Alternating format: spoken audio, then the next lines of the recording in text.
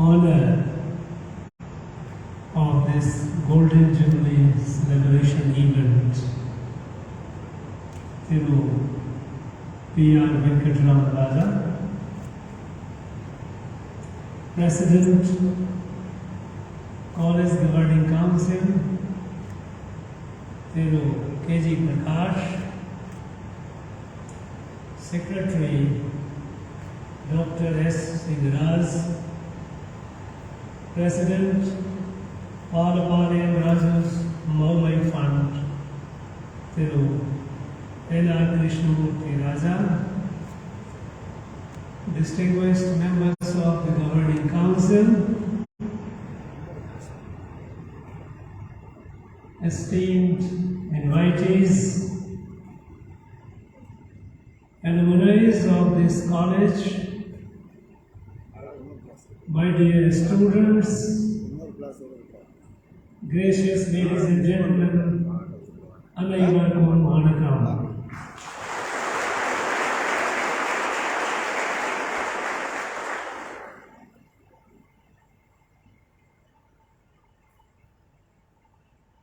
I am truly touched and delighted to be here at Rajapalayam, and for the last almost about 18 hours I have been absorbing the vibrations of this place. This place has produced a large number of freedom fighters, people who gave their life, those who gave their everything and suffered the worst for the freedom of our mother. This is also a land where this morning when I visited some temples, I visited Andal temple. This land but also enriched and strengthened the very idea of Bharat, the country. The bhakti that sea, the light of bhakti sea illuminated, it is spread out from the ocean to the Himalayas. I also visited a Ved Pathsala, and I was delighted to see young students guided by their capable acharyas, learning Vedas and chanting Veda mantras. And then I was reminded of what Mahakavi Bharati, when he described Bharat, in praise of Bharat, Bharat Mata, he has composed a number of poems. And one of the poems which is relevant to this place, when he says, when he praises Bharat Mata, he says, Vedam Udayada Indanad, Nalla Virar Piranda Indanad. This is the land of Veda, this is the land of Veda. And so, Rajapalayam is a blessed place. This is a spiritual land.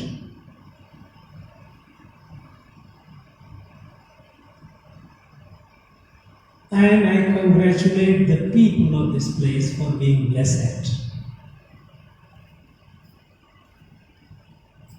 I am also delighted to be part of this momentous Golden Jubilee celebration of this reputed educational institution.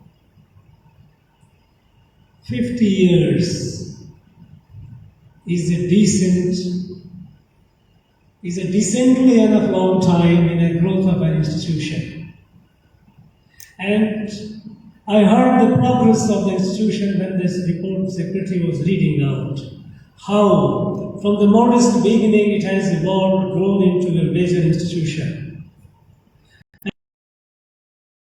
And those great men, the philanthropists, 50 years ago, those who got together, pooled their resources and laid the foundation of this great institution. We must remember them with gratitude. It was the seed that they planted, the seed has grown into this tree, which is looking like a banyan tree now. And I also like to congratulate and thank all those people in between, in the journey of 50 years, those who helped this institution nourish with their resources, with their dream, with their drive, and make it grow. I am happy that this institution has a very, very effective alumni association. And alumni association has been contributing to its growth, nothing like it. When you help your alma mater grow, you are only partly paying your debt to the mother institution which made you what you are today.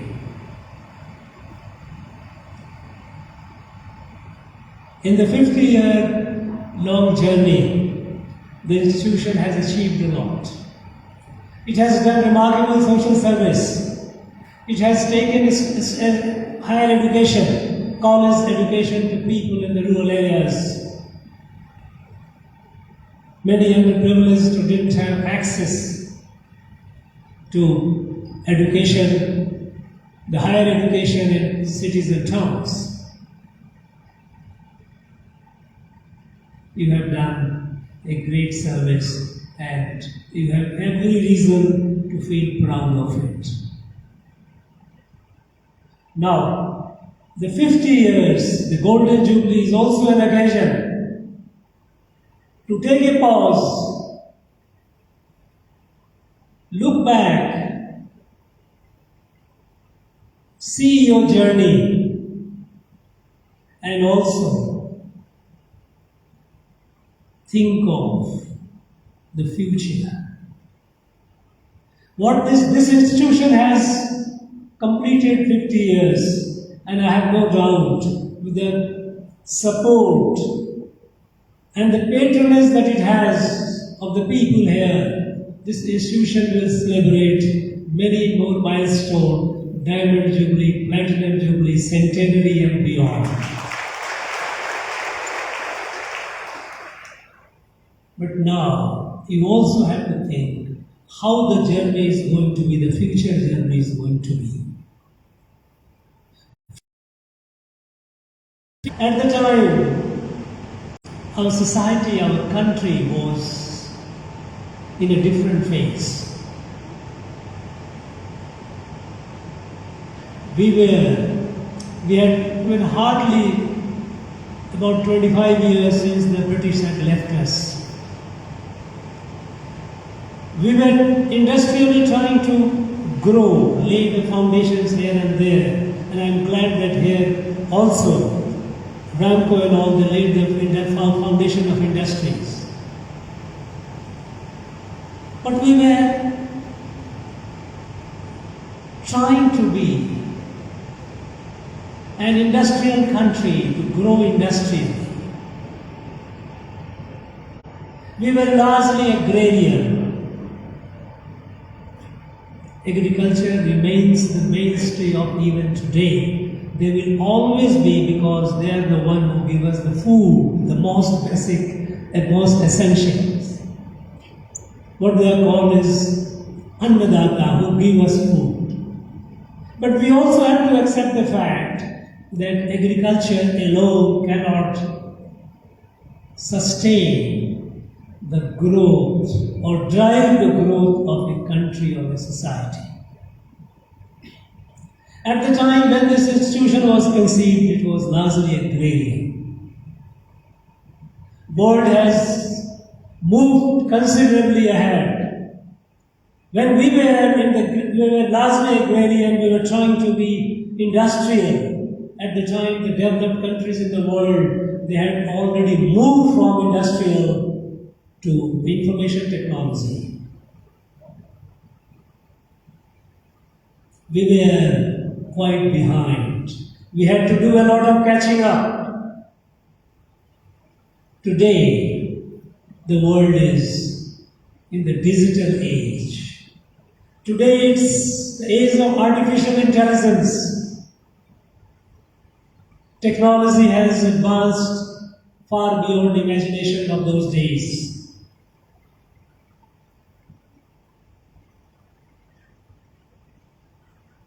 India as a country,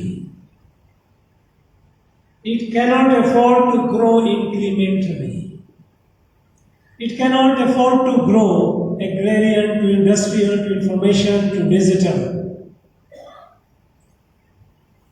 We will be left behind, as we have been left behind all these decades.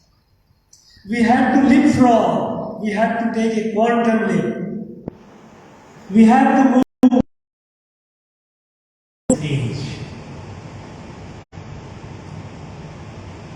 And we are trying. We are trying with success, remarkable success. Today, we are the most digitalized country in the world.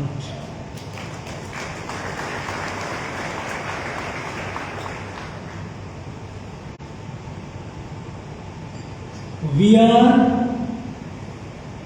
top among the largest mobile data producer in the world. Until 10 years ago, our share in global mobile data production was just 2%. Just 2%. We are about 18 to 20% of the global population. Today, from 2%, we have jumped to over 22%. We are now going to near 24%.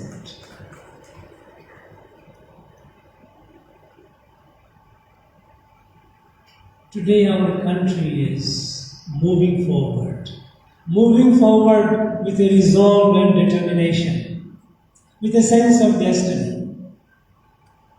When the rest of the world is facing something like recession, economic recession, which they attributed to pandemic, India is the fastest growing economy in the world. The world looks at India with expectation to be the engine of global economic recovery. Today, we are among the fastest growing science and technology sector in the world. In the field of innovation and startup, we have already reached the third in the world in the startup and innovation. And ours is the fastest growing startup ecosystem in the world. About a decade ago, we had less than 500 startups in the whole country. Today we are nearing about 100,000. This magic of 100,000 startups are growing with more than 110 unicorn. And you know what unicorn is. When a company grows over $1 billion US, it becomes unicorn. Of the over 100,000 startups, and new India is emerging with confidence, with the strength and energy of our people, the strength and energy of our youth.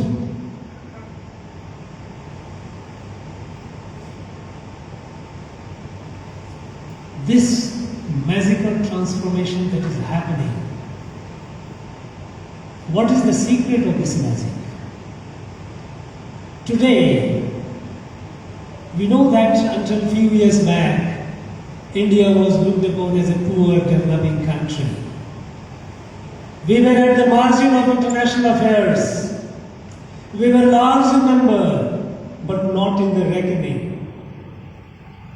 A country of 140 crores at the margin of world affairs, because we were poor, we were hungry, we were sick, we were illiterate, we didn't provide the basic essentials to our citizens, the basic ingredients of a healthy citizenship, like access to health care, access to education, potable drinking water, electricity to house, homes to homeless.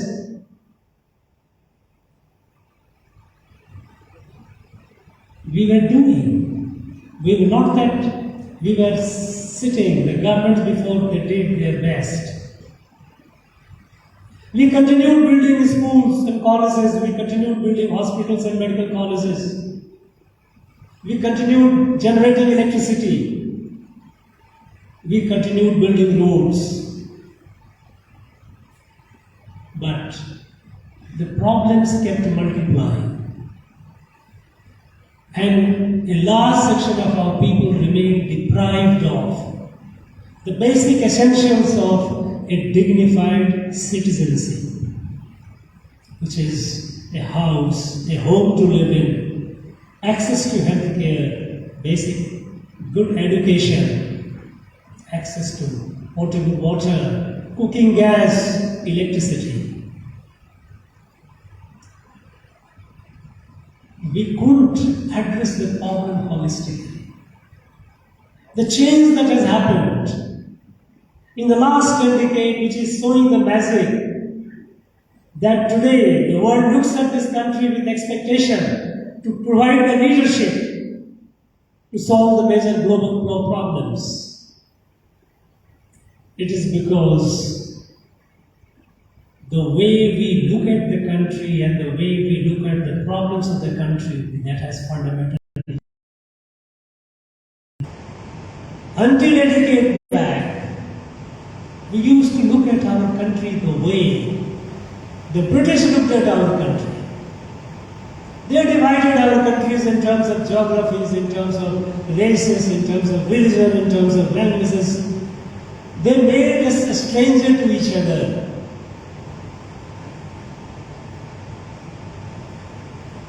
The country which was like a family. And when I say it was like a family, it might sound strange to many people. Was it ever? You don't have to go too far. I will just refer one document of 1801. 1801, when the British took over this region from Marathas,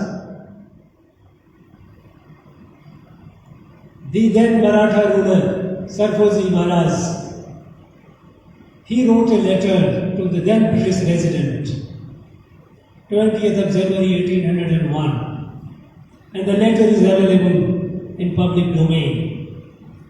There he writes that you have taken over, but my request to you is, there is an institutions of Kshetram, Dharmasalas, thousands of them, spread from Kashi to Rameswaram, where about 50,000 pilgrims every year, they travel both ways, and they are provided free meals a day on all the Kshetrams and Dharmasalas,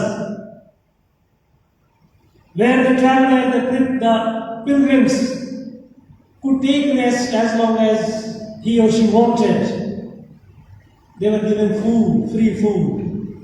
The sick were treated because there were Vaidyasalas there. That those institutions should not be dismantled. The request of Sarfozi Maharaj to the British was, please don't dismantle that institution. But British dismantled of obvious reason, because that institution which connected my own grandmother traveled from Patna to Rameshwaram, to Kachi, Dwarka, Puri, several months of journey, and she went back carrying a number of beautiful stories. She never felt the barrier of language. There are numerous kings and queens, but society, the Samaj, was one. And all the people go to travel, and if you go by what Sarkozy Maharaj later says in 1801, 50,000 people traveled every year. Those days our population was much, much less. Almost 1/5 of what we are today. It was a big number. It was mandated. Every individual, every Bharatiya, every Indian in their lifetime must visit these places. They were Tirtha. And they passed through various Rajas, Maharajas areas. Unmindful who was the Raja. No. This country was not built by any Rajas or Maharajas.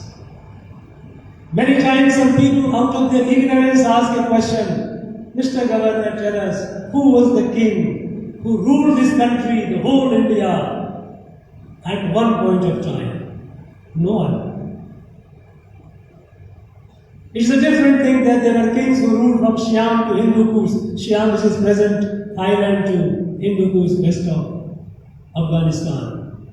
But not the whole Indian mass that we have today. A country, a state being built by a king is an European notion, is not Indian notion. It's not an Indian idea, it's not an Indian concept. In the European notion, a strong man, a Bahubali, a ruler with a strong army captures a territory, consolidates, and it becomes a country. This is how European countries were created. And we all know how America, Australia were created. These people went over there, they killed the natives, annihilated them, occupied the land through violence. India was not built through violence, India was not built through kings and queens. This country was built by our rishis, our sages.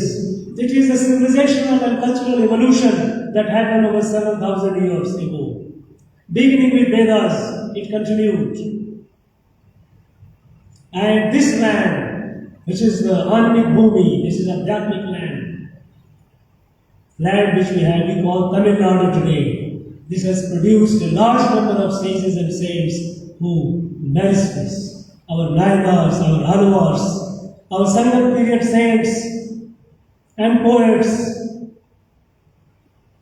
they all contributed to the building of this. As Uttaram yat samudrasya himadrisya dakshinam varsham tad bharatam nama bharatiya prasantati. North of ocean and south of Himalayas is a land called Bharat, and its children are Bharati. Bharat is a literal meaning is an enlightened land. Land which is enlightened. Bha is a root for light, and Rat is embraced. This is how Bharat was created, not by any king or queens. Thus, this light was our Sanatana Adhyatma that said all are children of the same God.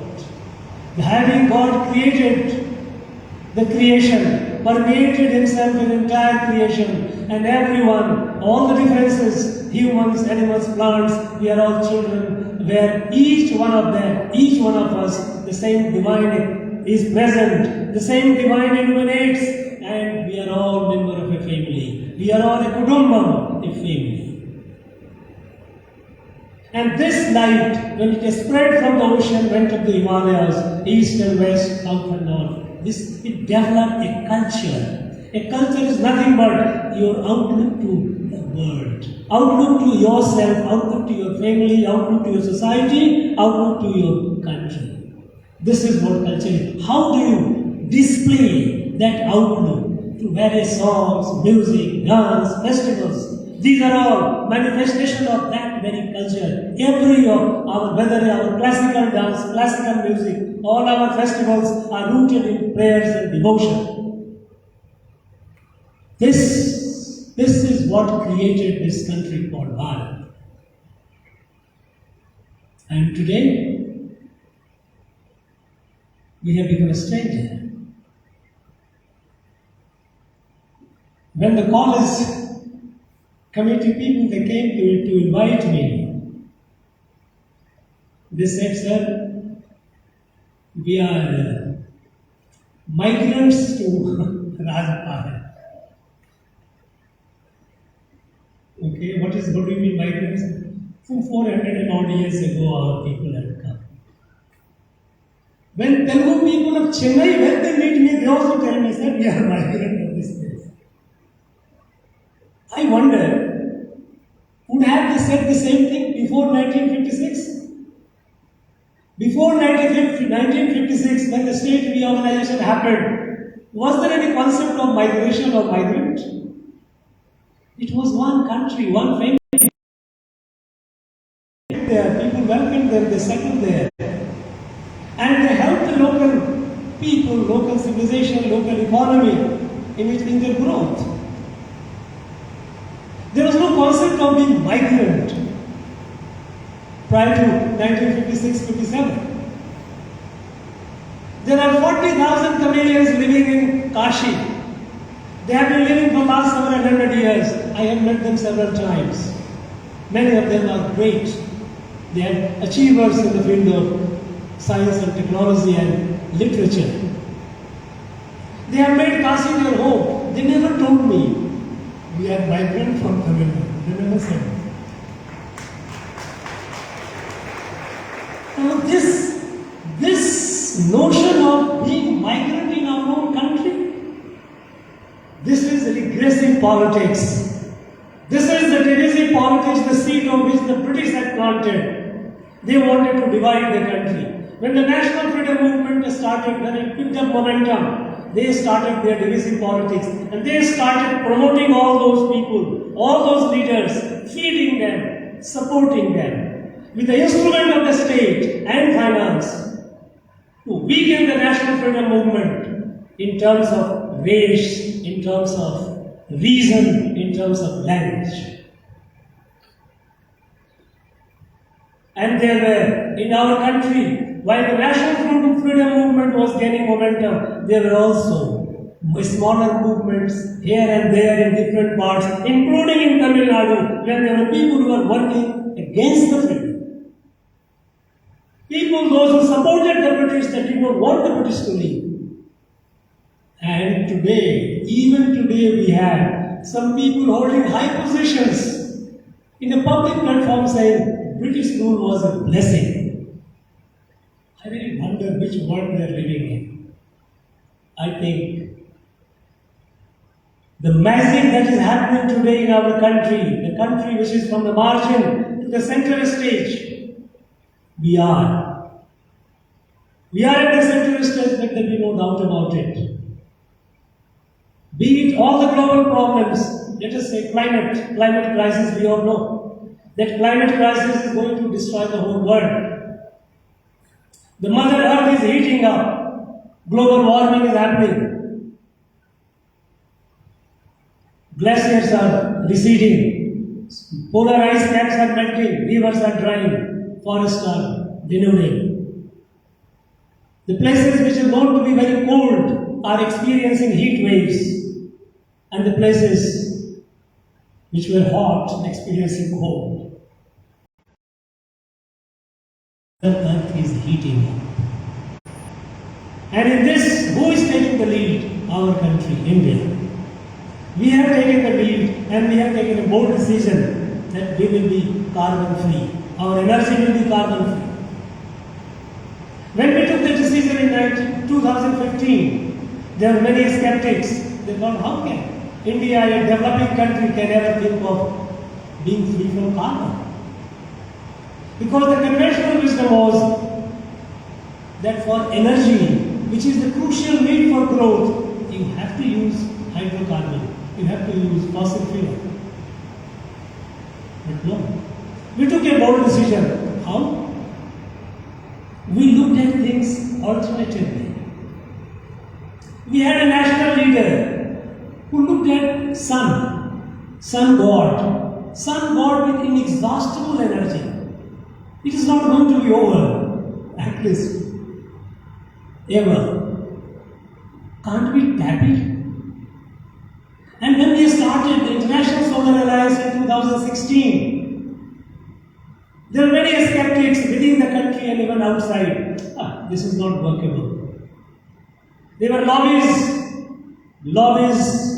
rooted in hydrocarbon, those petroleum and petroleum products they didn't want. And there were skeptics, others too. At the time, France joined India, a few countries. Today, we have more than 120 countries and members of International Solar Alliance created by India.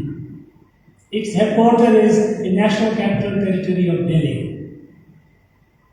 And many more countries are in the line to join this alliance. Today, we are among the leading in solar energy. And as a country, we have already moved away. 40% of our energy needs are from clean and renewable energy. Solar, wind, biomass, biofuel, hydro. Look at this biofuel. Today we have already completed E20, ethanol 20, which was the petrol and diesel that you use. 10% of it was ethanol, which is carbon free. Today we are reaching 20%. Imagine 20% of our petrol and diesel are going to be carbon free. Farmers benefit, and we also help this heating of the planet. When the global pandemic happened, it affected the entire world. Nobody was spared. Nobody knew the way out. It was an unknown entity. Deaths were happening all across the world. And when the developed country developed vaccines, there was an expectation that there would be compassion, there would be some feeling of humanity, and perhaps they would share the vaccines with the less privileged people in the world. But that didn't happen. They began raising the price of vaccines. They looked at it as an opportunity to make more money. Thanks to our scientists, we invented vaccine in a record time. When we invented vaccine, the lobbies across the world, they started trying to talk ill of it. This vaccine is not effective, and all negative noises. Some of our own people also started talking joint in bed. No, this vaccine is not trustworthy.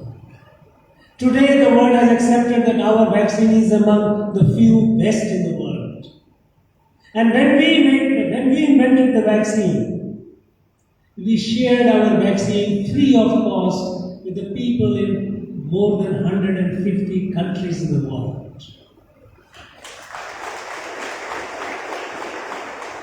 This is Bharat, this is India. This is India which is with a compassion which is there in our sanskar, which is there in our DNA. Serving, living for the others, serving the humanity. When we say in our prayers, Sarve Bhavantu Sukhina, Sarve Santu Niramaya, Sarve Bhadrani Pashyantu Ma Keshtu Bhagavate. Let every being be happy, let every being be free of disease. We don't pray for ourselves, we pray for all. This is Bharat. This is Bharat when we say, Yaru Mure, Yaru Kele. This is Bharat. This is what we are. And today, the world looks at Bharat to offer an alternative model of living and governance. Sustainable living and harmonious governance. And we are going to provide that through actions. We walk the talk, we are not just talking. The presidency of the G20. we all know what G20 is. It's a group of countries who account for over 85% of the global GDP. This group in many ways can be more powerful than UN, United Nations, because they can shape the destiny of the world. And when we have got this chance to be the president of this group, how we are conducting ourselves, that again reflects the uniqueness of our country, Bharat. We made it, our motto is Vasudhaiva Kutumbakam, the world is a family. What it says, Yaro Mure, Yaro Kere. This is what Vasudhaiva Kutumbakam, this is our motto. One earth, one family, one future.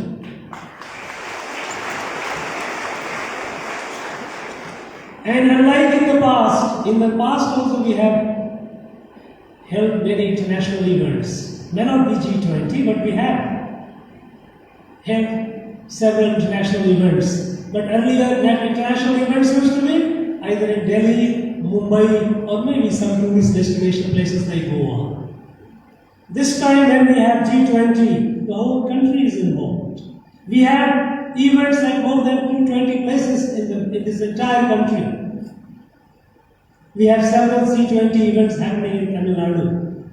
And in all these, our people are showing who they are, how they are conducting their affairs. Our women, Nari Shakti, we have in the past also we have done. We have taken measures for empowerment of women. But unfortunately, we continue with a shameful stigma of a country which was hostile to women. Until 2011 census, for every 1,000 men, there were less than 950 women. It is not that women were not taking birth. There was, in many parts of our country, we had the shameful practice of female feticide. And even when a female child is born, is not given adequate attention, lack of nutrition, lack of medical care, and the female child used to die.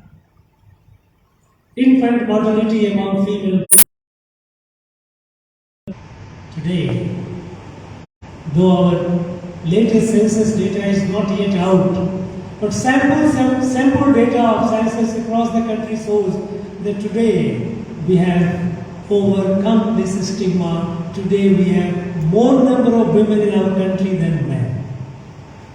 This is a remarkable shift that has happened over centuries. We carried the stigma for several centuries.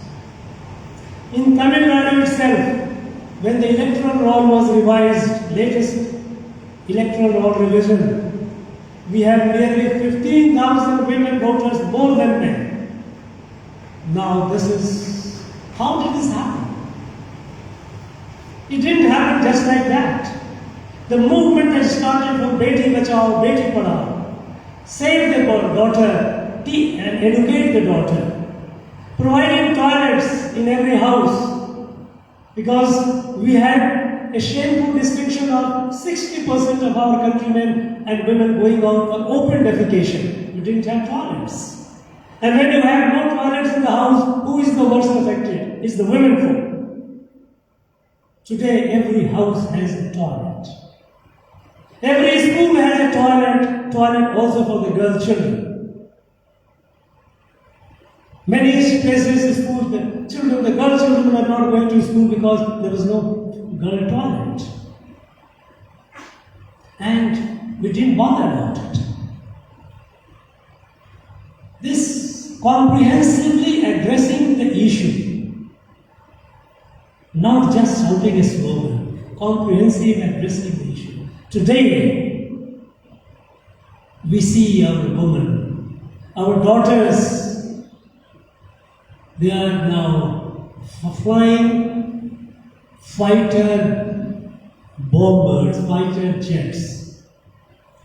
The military, in the military, which was the last bastion closed to women, there it was only medical corps. Okay, because women were considered good for nursing and hospital doctor. No. Today our daughters are in combat. They are flying fighter jets. They are at the forefront of cyber war. Today's war is not a war of fighting use duel like a muscle power. Today the muscle is the mind. Muscle of the mind. And our daughters have proved to be equal, if not better, in many cases better than our boys. In every field we are going. At this point of time, when our country has entered a decisive phase of the next quarter century, and this institution which is celebrating Golden Jubilee, by the time it will celebrate Platinum Jubilee, when it would have completed 75 years, that will be the time when our nation will be celebrating centenary of independence. And our centenary of independence is not just one milestone. Now we have an obligation. We have a task before us. So in the next 25 years, we have to make this country a fully developed country. A self-reliant country, a fully developed country, because only a fully developed country, a self-reliant country, a strong country can provide the safe and harmonious leadership in the world. If you want the Mastaiva Kutumbakam, if you want Yadamure, Yavarum Kelir to prevail across the world, we have to be strong. We have to be strong materially. We have to be strong even spiritually. There are dharma. What Swami Vivekananda said? Swami Vivekananda dreamed of a Bharat whose muscles would be made of iron, whose sinews would be of steel, but whose heart and mind would be compassionate, Vedantic, treating everyone like oneself. This kind of life. And when in the next 25 years we have to build this Bharat, this is possible only when our youth understands the latent, hidden potential within each one of us. I often tell when I meet quite often school students, university students, I tell them, I interact, I listen to them. I find our youth are aspirational. Our youth have started dreaming big. This is good. Because unless you dream big, you can't achieve big. It will be as large as your dream. If you dream large and put your heart and soul behind it, nobody. You are like seeds of a banyan tree. I don't know how many of you have seen the seeds of a banyan tree. This tiny seed, it has hidden within it a mammoth banyan tree. Each one of you are that seed. Realize that and help grow to your size, the size that you deserve to be. Only then Bharat would be the Vishwaguru, it will be the leader of the world. Only then it will be a fully self-reliant and developed country, able to provide a capable leadership to the world. And for that, what the institution has to do. Now at this time when the Golden Jubilee we are celebrating, institution has to take a call. Its patrons have to take a call. Its intellectual leaders have to take a call. What should be the future course? Is it mere dispensation of degree? Dispensing degree is not, that base is gone. Nobody cares for you if you have a degree. People look for how useful you are. Whether you are useful to industry, you are useful to any of the enterprises, but you have to be useful. And I was happy to hear that we have entrepreneurs also. Because a few cases, successful story of entrepreneurship, I heard it.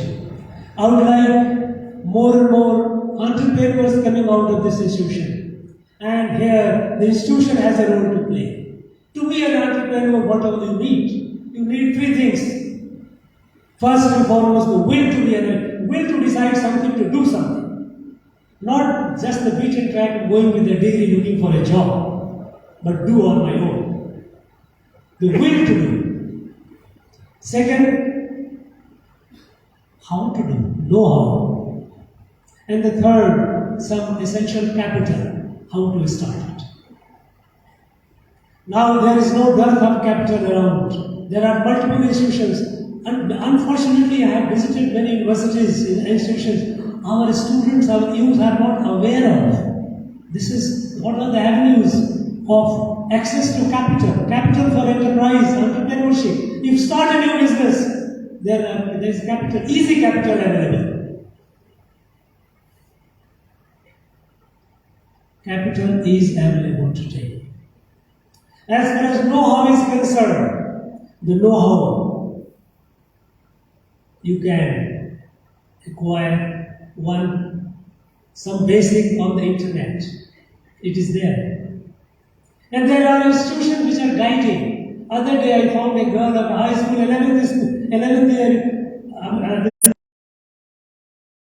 has fabricated a mobile solar ironing cart.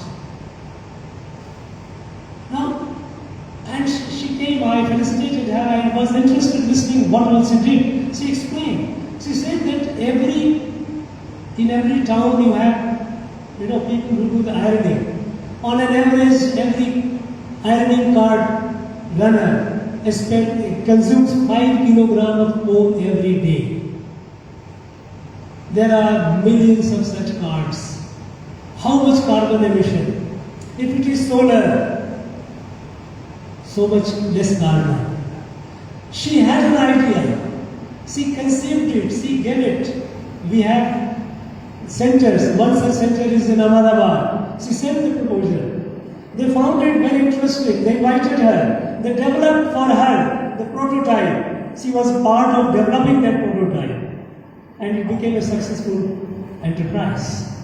Now look at the power of idea, power of imagination, power of dream. So, there are places where you get the know-how. Niti Aayog has several portals. It has interactive portals through which you can, if you want to start a certain business, you can go on the portal, interact with them. And if any of you feel you are not getting enough know-how, approach me. I am here. You have my email address. Send me your mail. I will help you. I will try to talk with the right person who will be able to guide you. But the will is yours. And here the institution has to play a role to motivate the children, motivate the young boys and girls to do something. While the education has to be with useful knowledge, is not knowledge for the sake of it. Knowledge for the sake of it, that is a luxury which we can't afford at this point of time. It has to be useful knowledge. So, this institution has to also ponder that when it would be celebrating platinum jubilee of this great institution, what would have been their contribution to the nation? Where did they take this? How much did they help in making this country self-reliant and fully developed? And here we have the role of alumni. And we have this institution has produced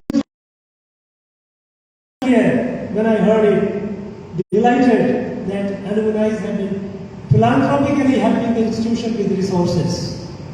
But I would also like to urge you that each one of the alumni who has been successful, spend time, come over here, spend time with the youth, interact with them, tell your success story to them. Because nothing inspires their mind than a successful story. You inspire them. All that it needs is, I am sure this institution will be very happy to host you. You are a product of this. This is your mother institution. It won't have any problem. All that you need is, once in a while, you can have, this institution itself can have a calendar.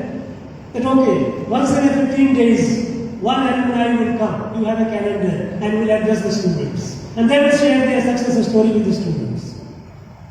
You come, spend a night at the institution. Don't be in a hurry to come and deliver a talk like me and go away. Spend time, listen to them casually, in a very informal atmosphere. And then you will find each one of you, one successful entrepreneur, one successful alumni. If you are able to produce 12 successful entrepreneurs, India will be great. You don't need anything more than that. That is what I will appeal to you.